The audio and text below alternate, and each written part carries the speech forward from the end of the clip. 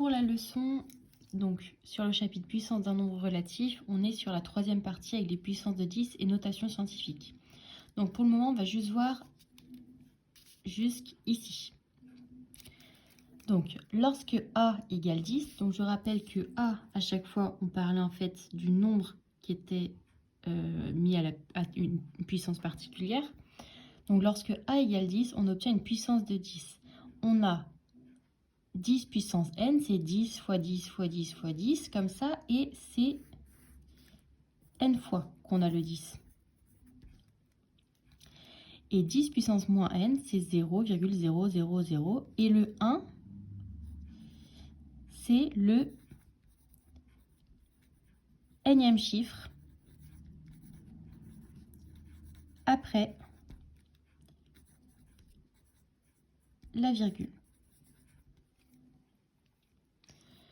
Donc, pour les exemples, 10 puissance 3, c'est 10 fois 10 fois 10, ça fait 1000.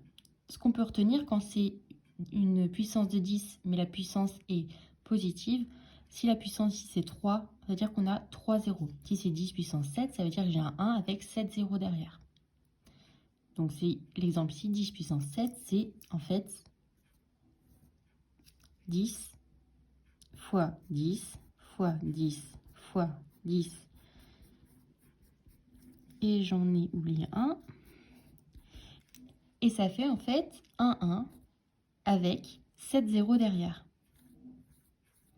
Alors je rappelle que pour une lecture plus facile, on fait des paquets de 3 à partir de la droite.